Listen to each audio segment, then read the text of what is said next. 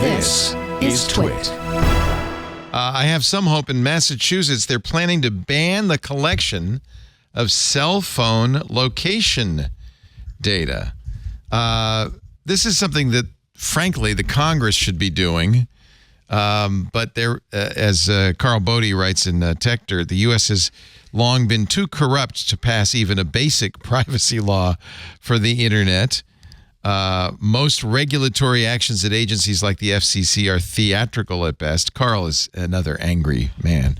And while the FTC has been taking specific action against some companies, we're not doing much in terms of an overarching solution for the broader problem, which means it's often, as is often the case, is left to the states.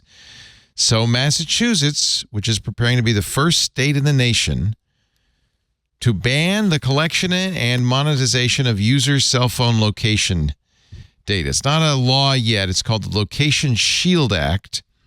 Massachusetts state legislature held a hearing last month on it, a sweeping proposal that would sharply curtail the practice of collecting and selling location data drawn from mobile phones in state.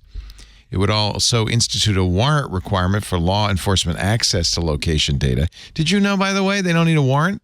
They just need it's called a pen register, and they can, in fact, most of the cell phone companies have a portal where law enforcement for a couple of bucks can just log in and find out where you've been, what you're up to.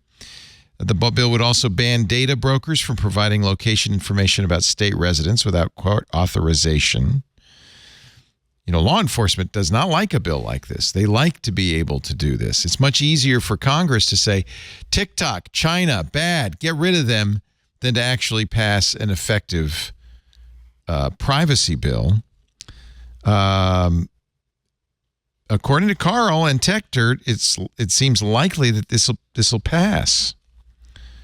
The bill is expected to be passed, but Carl says I wouldn't be shocked, because he's a cynic.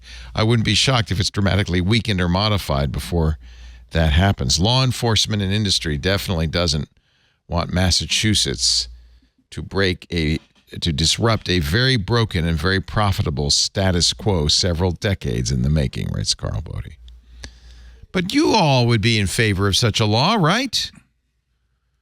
I like it for sure. Yeah. I mean, I think that I'm often, especially with phones, apps, you see what they collect, and they obviously collect more than they need.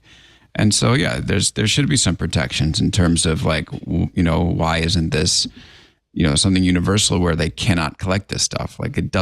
It's just there's no reason to, especially on the phone, for instance. There are things that happen that should never happen. And, it's nice to see that Massachusetts is taking the initiative here.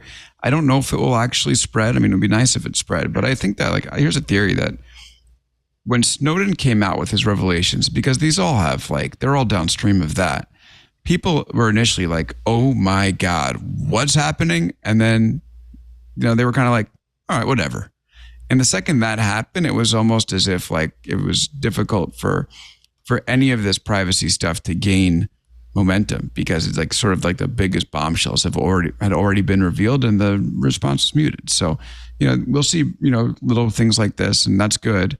But in terms of having something like this be the law of the land, a little more skeptical that could actually happen.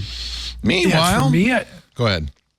I was going to say, I feel the regulation needs to be around the profit incentives and the profit motives behind this stuff, because as Alex said, and we've seen repeatedly, from a consumer perspective, it's terrifying at moments, and then everyone forgets about it because it's so difficult to process exactly what's going on and try to see under the hood in the web of ad tech companies and data brokers and what's moving where. It's incomprehensible for the average person. So you just forget about it and scroll your threads and Instagram feed or whatever else. So I think it's up to regulators and policymakers to really focus on who's making money and where and what's okay. Because again, I think I agree, the law enforcement argument is almost guaranteed to derail this effort, because you go out and you say, obviously there's some number of people that are always going to be wary of that, but the safety claim, I'm sure, will convince enough people that they want this to be allowed for law enforcement to be able to track people.